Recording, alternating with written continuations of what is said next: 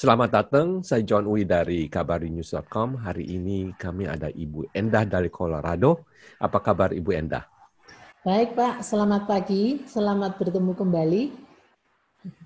Baik, Ibu Endah apakah bisa membagikan pengalaman karir di coding kalau nggak salah, betul? Ya, sebagai coding analyst di medical coding analyst ya. Jadi tugas saya dulu menganalisa rekor pasien dari dokumentasi dokter-dokter di rekor pasien itu supaya to make sure mereka itu gimana ya, following the Medicare guidelines dalam membuat rekor pasien. Jadi coding ini untuk Medicare, bukan? Bukan, jadi untuk semua pasien rekor itu walaupun belum Medicare patient, dalam dokumentasinya itu harus mengikuti Medicare guidelines karena rekor pasien itu di sini itu ada kaitannya dengan reimbursement gitu. Jadi metode itu semua asuransi yang komersial juga mengikuti begitu. Ya, jadi dengan maksud kalau seandainya dokter ya memberi periksa ke pasien itu ada ongkos, nah itu ongkos ada coding ya, dan itu coding diperiksa oleh ibu gitu sebelum Ya ke jadi asuransi. misalkan saya pernah kerja di doctor's office juga, ya tapi yang lama itu dengan grup emergency dokter dan also juga menganalisa rekor pasien yang mereka pergi ke emergency klinik dokter atau spesialis gitu loh. Jadi di sini itu orang-orang ada yang misalkan pergi ke emergency room atau ke klinik gitu kan, itu diperiksa oleh dokter yang ahli dari emergency physician begitu. Jadi kalau orang mau ke rumah sakit misalkan ya, mau opname begitu juga initially mereka datang ke emergency room, dilihat dari dokter emergency apakah perlu diopname atau enggaknya. Dan lagi nanti dokter itu memberitahu physician, primary care physician-nya ya. Jadi sampai itu semua rekor pasien itu mengikuti cara mereka menulis di pasien record itu juga mengikuti guidelines-nya. Itu misalkan ada trias, jadi ada kan perawat dulu kan tuh nanyain bagaimana penyakitnya apa gitu dan lain-lain. Terus nanti dokter itu mulai starting with history of present illness. Maksud saya itu what brings the patient to the clinic atau to emergency room. Jadi paling nanyanya what's your complaint, sejak kapan, dan penyakitnya itu sudah misalkan misalkan begini aja ya, yang orang datang ke emergency room bilang oh saya sakit sakit perut misalkan gitu. Nanti dokter itu kan nanya jadi sudah berapa lama, minum obat apa, detailnya begitu kan. Nanti ada lagi di bawah sesudah history of present illness itu ada ditanya lagi pas medical history apa, kemudian dokter juga harus menulis pemeriksaannya ya, examnya itu. Dan lagi nanti medical decision making dokternya apa, mau hanya prescription atau harus tes apa lagi begitu. Jadi itu juga termasuk determine how severe the patient gitu, untuk apa namanya, untuk to decide what the level of charging gitu. Jadi sesudah Dulu sesudah dokter periksa itu lari ke ibu atau gimana tuh? Jadi dokter nggak memberi coding ya, jadi ibu harus baca dia punya description gitu. Bu, jadi dokternya nggak ngode coding sama sekali. Jadi ini yang Medicare guidelines yang kita ikutin itu sebetulnya mulainya baru tahun 95 untuk reimbursement itu. Kalau mengenai rekor pasien itu sudah sejak dulu mengikuti dari American Health Information Management. Ya, jadi sudah ada tata caranya rekor pasien itu harus dibuat bagaimana gitu. Nah, dari tahun 95 itu Medicare dulunya dokter itu kalau meriksa pasien misalkan penyakit perut gitu misalkan ya, udah dicatat aja level 3 gitu misalkan. Ada levelnya itu ada level 5. Jadi level 1 itu minimal penyakit ya, misalkan cuma sakit telinga misalkan gitu ya, dilihat tuh cuman infeksi telinga, kasih resep pulang begitu kan. Nanti ada lagi grup-grup yang misalkan sakit perut pun yang misalkan dari internis gitu ya. Sakit perut pun juga ada yang cuman ternyata cuman salah makan atau gimana gitu ya. Tapi ada lagi yang ada hubungannya karena orangnya kalau mempunyai penyakit yang apa namanya itu, orang-orang di sini itu ya banyak yang ada backgroundnya diabetes, backgroundnya tambah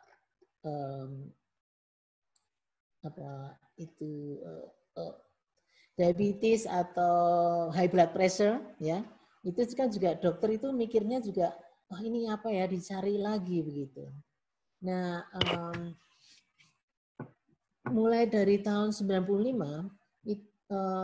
dari Medicare itu ada misalkan kalau level 3, level 4, level 5 itu juga dokumentasinya itu juga harus harus mengikuti what was the doctor doing, like tidak hanya jadi misalkan penyakit yang penyakit perut yang cuma minimal itu kan juga lain nanti chargingnya dengan ya medical decision makingnya itu lebih berat ya, harus ada tes itu begitu. Tapi dokter juga harus menulis di rekod pasien itu, karena rekod pasien itu di sini juga sebagai legal dokumen begitu, karena apalagi di sini kan banyak itu ya suing dokter misalkan kalau salah diagnose atau apa begitu. Jadi harus lengkap, semua dokter juga harus menulis dalam masa pemeriksaan itu juga harus ditulis detailnya yang diperiksa apa aja begitu. Misalkan lagi kalau ada orang ke klinik ya, komplainnya sakit telinga, tapi kenapa dokter harus memeriksa perut segala begitu kan, juga kan tidak klop gitu kan. Jadi semuanya itu harus ada guideline-nya begitu. Kalau cuman penyakit ini, you only harus menerangkan seandainya kenapa harus meriksa perut segala kan harus dilihat juga what is the reason why he does that, dan dia harus to explain on the record gitu. Seperti pernah juga saya kerja dengan billing company. Pernah kerja di billing company yang motokopi rekor pasien dari rumah sakit.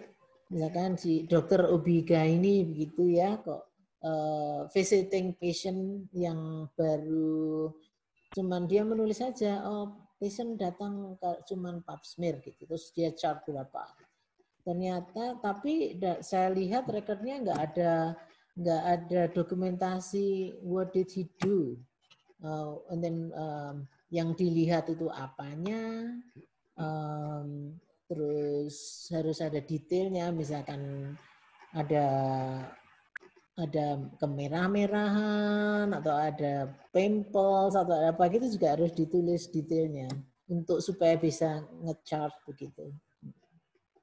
Oke, jadi sebenarnya Ibu punya kerjaan adalah interpretasi dari description yang ditulis oleh dokter ke insurance company dengan cara coding. Yes. Dan dengan cara coding itu ada harganya ya, maksudnya ada charge-nya yang ditentukan oleh insurance company, bukan? Iya, jadi harus, iya. Jadi bukan sebetulnya coding itu juga bukan hanya untuk charging aja ya. Coding itu originally juga mengikuti buku classification dikali ICD, because International Classification of Disease dari WHO, World Health Organization. Semua seluruh dunia itu mengikuti gitu sama kode penyakit. Kalau di Indonesia juga mereka ada coding begitu, tapi kalau yang dari WHO itu kan perlu untuk statistik ya, sama supaya mereka bisa mengikuti perkembangan penyakit begitu kan. Tapi kalau di Amerika itu ada kaitannya dengan reimbursement begitu. Jadi ya, tapi jadi juga itu mengikuti buku dari classification disease dari WHO. Oke. Nah, mulainya Ibu bagaimana bisa masuk ke coding? Begini ya, saya itu dulu ya waktu saya datang tahun 79 kan di Colorado State University ya. Ya pengen kerja gitu, masih suka kerja di rumah sakit yang background saya sebetulnya dari asisten apoteker, kerja 27 tahun di apotek. Sampai di sini kalau mau cari kerjaan di apotek kan nggak bisa kalau nggak punya sertifikat juga ya. Waktu sekolah itu, waktu suami nyelesain kuliah, saya nyari kerjaan apa ya yang bisa saya kerjain. Kebetulan ada rumah sakit di Fort Collins itu yang namanya Poudre Valley Hospital, itu dicari pekerja clerical lah di depan begitu ya kalau di kantor. Tapi harus syaratnya harus tahu medical terminology, jadi istilah-istilah kesehatan gitu. Jadi kebetulan rumah sakit itu ada kursus selama 1 semester untuk mempelajari medical terminology. Jadi saya ambil kursus di rumah sakit itu. Bagi saya juga mudah itu karena dengan background farmasi itu kan dulu dengan bahasa Latin, dan ilmu medical terminology itu dari bahasa Latin ya, jadi translate into English kalau di sini. Setelah selesai oleh instruktur, kita diajak ke medical record department di rumah sakit itu, ditunjukin what is medical record department look like and cara kerjanya gimana. Jadi kita besok naik ke atas melihat medical record room. Saya nanya sama instruktur, dia ternyata director of medical di rumah sakit itu. Saya bilang, what did you study to be able to work like what you do? Karena saya masih kepingin kerja di health field, but I don't want to touch any patient. Nggak suka jadi perawat lah ya. Harus touching everybody. Ada nggak suka lah lihat darah segala gitu. Terus dia bilang ya ada ini waktu itu namanya medical record school kalau nggak salah, tapi eventually change into health information management. Jadi ada yang 2 tahun associate degree, jadi lulusannya juga nanti jadi sertifikatnya itu Associate Degree of Applied Science. Ya. Kemudian jadi bisa kerja di medical record, bisa kerja di any health office ya. Kalau yang ngerjain statistik itu sebetulnya medical record itu banyak sekali bidangnya, bisa kerja di mana-mana juga ya, bisa kerja di doctor's office, bisa kerja di rumah sakit, bisa kerja di cancer center, sebetulnya banyak sekali bidangnya. Kemudian kalau yang jadi direktur itu selesai S1-nya, jadi Health Information Management Administration. Nah, untuk medical record itu kita harus sesudah lulus juga harus accredited oleh AHIMA, American Health Information Management Association, ya. Itu juga harus ujian untuk mendapatkan itu. Dan setelah dapat accreditation, kita juga harus maintain continuing education. Selama kita harus report tiap 2 tahun harus menyelesaikan studi 20 credit hours supaya bisa masih dapat license-nya begitu. Untuk yang associate degree 2 tahun itu pelajarannya diperlukan 62 credit hours. Ya. Tapi waktu itu tidak ada di Fort Collins, adanya di Denver. Jadi kan nggak bisa, commute 1 jam, belum bisa drive juga waktu itu. Untuk terus tahun depannya kita kan pindah ke Chicago tahun 81. Ngomong sama temannya suami, kok ada, itu ada, kebetulan kita tinggal di Evanston, the next town itu ada Oakton Community College, yang kebetulan ada program itu. Jadi saya langsung apply dan masuk, dan bisa masuk dan harus menyelesaikan dulu kelas-kelas yang bukan apa namanya, general education. Yang general education-nya ya. Nama itu program apa? Programnya medical record. Ya, masih medical record. Dan saya waktu itu jadi majornya medical record information atau gimana tuh namanya? Sekarang sudah diganti health information management. Oh, jadi kalau ada diaspora Indonesia yang ingin berkarir di coding, itu namanya Health Information System. Iya, Health Information Management program. Management, sorry. Health Information Management. Itu yang 2 tahun. Nah, itu nanti kalau selesai yang associate degree itu, kalau mau menerusin itu masih 2 tahun lagi, yang kalau mau pengen jadi director ya, Director of Medical Record, begitu 2 tahun lagi itu jadi Health Information Administration kuliahnya. Jadi ini berdasarkan sertifikat atau mesti license dari State of Colorado atau gimana tuh? Enggak, itu jadi license-nya dari itu accreditation dari dari accreditation dari AHIMA kalau yang 2 tahun. Semuanya walaupun out of state sama juga headquarter-nya di Chicago yang AHIMA itu. Karena dia yang ngurusin semua rekod pasien dari seluruh Amerika itu. Dengan sertifikat ini bisa ke semua state di Amerika, bukan? Iya, bisa. Ya, Misalkan mau nggak cari usah ambil ujian lagi. kalau sudah nggak usah ujian lagi karena kita kan maintain continuing education tuh. Tiap tahun kita nambah dari license supaya itu keep the license. Ya, jadi national jadi ya, national. Kalau udah satu Iya, state, national. yang lainnya Jadi bisa, ya. bisa ya. Misalkan saya dapatnya kan dari Chicago, saya pindah ke Iowa State bisa juga kerja di sini, itu sudah di. Dan Ibu bisa kerja dari rumah juga, bukan?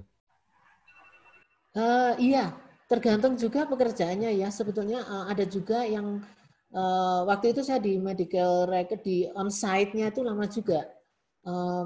Tapi ada beberapa juga yang walaupun degree-nya sama, itu bisa ngerjain di tempat departemen lain gitu. Ada yang di cancer center-nya, ada yang di apa namanya itu di kantor AHIMA sendiri juga bisa karena mereka kan overseeing everybody from all over the world ya. I mean all over the country. United States ya. Ya, semua United States. Saya waktu ke Indonesia ceritanya begini Pak, walaupun ini saya tuh sering diketawain orang-orang ya, karena associate degree itu kan kalau di sekolah diterusin selama 62 credit hours itu kan 2 tahun mestinya selesai. Tapi saya ini selesainya 20 tahunan, Pak. Bukannya saya bodoh ya, tapi karena saya tuh pindah-pindah, terus punya anak, terus jadi saya sebelum pindah ke sini itu punya kemauan saya harus punya degree dari Amerika karena saya tinggal di sini. Semua ada di sini ya. Saya harus punya itu sertifikat. Sempat juga berhenti di samping pindah overseas juga karena anak masih kecil itu kan juga saya tidak bisa saya tinggal gitu ya, jadi bisanya part time. Nah senangnya tuh di situ, di sini kuliah itu bisa dicicil. Ada beberapa yang lagi general education-nya itu dicicil, terus kecuali yang main course-nya itu ya Pak kan medical health information manajemennya itu tuh harus in sequence tuh dalam 2 tahun. Ya pernah saya berhenti karena untuk second year itu kan kita ada internship praktek di medical record rumah sakit lain begitu. Nah waktu saya udah balik dari Indonesia yang balik overseas kedua kalinya, saya balik lagi itu saya bilang sama guru saya, apakah boleh tahun depan itu praktek saya di Northwest Community karena dekat dengan rumah. Jadi pagi itu kan saya bisa ngantar anak sekolah langsung ke rumah sakit begitu. Tapi dia bilang ya nggak bisa katanya, tunggu aja. I'm not gonna tell you where you going. Tapi jadi I don't want to take a risk. Saya bilang kalau gitu ya udahlah, saya ambil yang ada coding certificate yang setahun. Itu bisa kerja di doctor's office. Jadi saya langsung ngambil asuransi kesehatan, dapat kerjaan di kantor THT.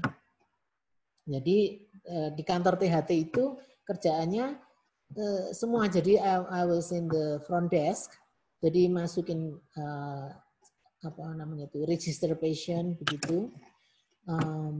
Dan nyiapin kamar dokter untuk pasien, terus nanti ngelihatin to make sure that the asuransi kesehatannya itu sudah di-copy begitu karena tiap tahun you have to recopy the patient's insurance begitu. Jadi karena Di medical record department itu sekolahnya juga diajarin transcription. Jadi bisa juga ada beberapa student yang she ended up to work at the transcribe doctor's dictation begitu loh kan. Kadang-kadang dokter itu kan ada yang tidak langsung menulis di rekod pasien, mereka kan didictate begitu. Terus ada company yang untuk itu transcribe, jadi dengerin dokter ini apa terus diketik gitu kan. Saya kerja di doctor's office di THT dua semester. Kemudian saya keluar karena waktu itu summer, anak-anak di rumah begitu. Nah, terus saya balik lagi, saya dapat kerjaan di gastroenterologi, jadi internis, dekat rumah juga begitu, part time. Saya memang dari dulu carinya part time gitu kan. Waktu itu sebenarnya kan dekat dengan rumah itu juga ada rumah sakit, itu kepingin sekali kerja dengan rumah sakit itu ya, tapi kualifikasi saya itu belum sampai karena tidak selesai yang 2 tahun itu, rumah sakit nggak mau, harus yang degree 2 tahun. Dari GI saya ada beberapa setahunan lah begitu di medical record departmentnya. Habis itu saya ada kebetulan harus pulang ke Indonesia, saya keluar. Pulangnya saya dapat pekerjaan di suatu company untuk motokopi pasien record yang diminta dari asuransi, kadang-kadang insurance company itu kadang-kadang kan minta kalau mau reimburse gitu ya, kan minta mau lihat rekodnya pasien kayak apa benar ini penyakitnya si pasien gitu kan. Ada juga yang diminta ya karena tadi saya sudah sebutkan bahwa medical record itu legal paper ya. Jadi ada juga yang diminta dari law firm karena mungkin ada yang mau ngesu rumah sakit gitu kan. Jadi tidak semua orang kan bisa harus fotokopinya itu harus dilihat mana yang karena kontennya medical record itu kan ada ada fotokopi macam-macam ya, ada fotokopi asuransi, ada fotokopi dari ambulans, ada fotokopi discharge nanti untuk kalau surat yang sudah boleh pulang gitu. Jadi kita harus melihat rekod pasien mana yang penting yang difotokopi untuk law firm ini begitu. Nah, waktu saya kerja di situ, saya kan banyak kenalan dari medical record department. Saya lihat sebetulnya saya itu bisa ngerjain codingnya yang enteng-enteng ya, yang dari emergency, dari klinik gitu. Kalau yang pasien yang opname itu kan rekodnya banyak sekali. Nah, itu ya saya belum qualified ya. Saya bilang, saya itu sebenarnya bisa ngerjain ini karena saya sudah dapat coding certificate ya. Tapi karena tidak bisa ya sudahlah. Kemudian pada tahun 96 itu ada grup dari emergency physician group itu ternyata dokter-dokter emergency itu, ER dokter, itu bukan pegawainya rumah sakit. Ada National Group of Emergency Doctors yang memang kerja di all different hospital gitu. Nah, waktu ada peraturan baru dari Medicare tahun 95 yang harus melihat kalau billing itu harus dokumentasinya lengkap dan lain-lain.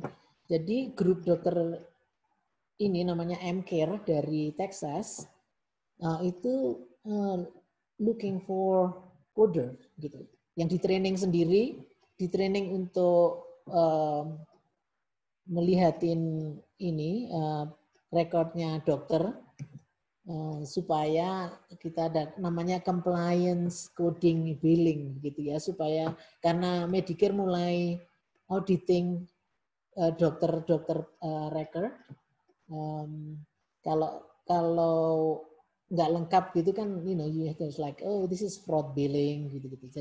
Jadi grup ini nggak mau nanti diaudit dari Medicare. Gitu. Saya kebetulan bisa masuk untuk grup mereka. Jadi saya mulai auditing itu dari emergency group MCare ini. Kebetulan saya juga ngambil another certification untuk outpatient yang dari American Academy of Professional Coder gitu. Ya, itu sebetulnya bisa dari American Academy of Professional Coder itu headquarters-nya di Utah. Mereka ada program yang 6 bulan yang dapat sertifikat itu bisa kerja di billing company yang itu. Tapi itu juga nanti setelah lulus juga harus ada to maintain the certification, harus ada to submit the continuing education juga begitu, karena health information sama coding itu selalu ada perkembangan, selalu banyak pergantian tiap tahun. Jadi begitu. Nah sesudah itu selama 5 tahun dengan MCare, jadi saya sering juga pergi ke klinik tapi itu sudah coding juga ya, yang codingnya si penyakitnya sih yang tidak berat-berat lah, orang cuma pergi ke emergency.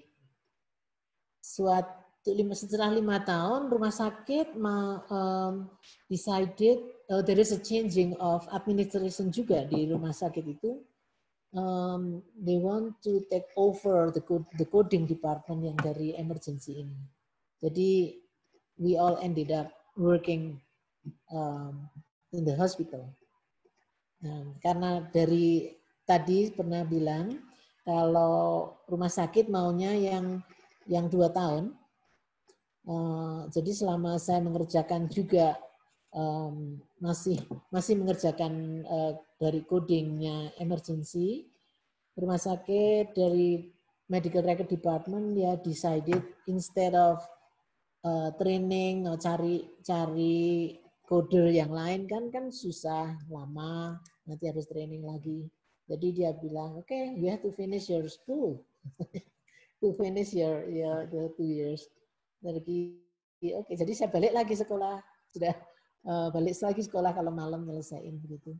Nah, dulu teman saya tuh sering ngetawain juga, kamu masih sekolah lagi, kamu sudah dapat PhD berapa katanya. Saya bilang, no, then just leave me alone. Gitu. Untuk diaspora Indonesia yang ingin berkarir di bidang health information management, oke. Yeah. Kira-kira itu demand-nya bagaimana dan potensial gaji berapa itu? Kalau yang associate degree, the beginners can $20 per hour itu berapa tahunnya? Kalau yang baru lulus ya, kalau yang associate bilang degree. aja $20 per hour ya. Iya, 20 per hour. Tapi kalau yang lulusan 4 years degree itu yang jadi nanti jadi registered health information administration. Nah itu bisa jadi director of medical record.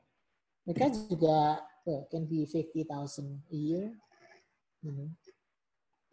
Dan demand-nya apakah masih bagus atau gimana sekarang? Iya, karena kalau yang 4 itu kalau yang 4 tahun, yang S1 itu masih banyak juga, apalagi sekarang walaupun transisi medical record ke elektronik itu kan juga masih evolving ya. Dulunya kan semua itu pakai paper. Terus selama mungkin 10 tahun yang lalu ya kira-kira, karena saya kira-kira 10 tahun yang lalu itu kan mulai record pasien jadi elektronik gitu. Jadi they you know they still need some medical record director karena yang tua-tua juga sudah retired. yang lokal ya. Pesan terakhir dari Ibu apa? So, I'm sorry, bagaimana? Pesan terakhir dari Ibu untuk diaspora Indonesia yang ingin berkarir di Health Information Management, apa itu?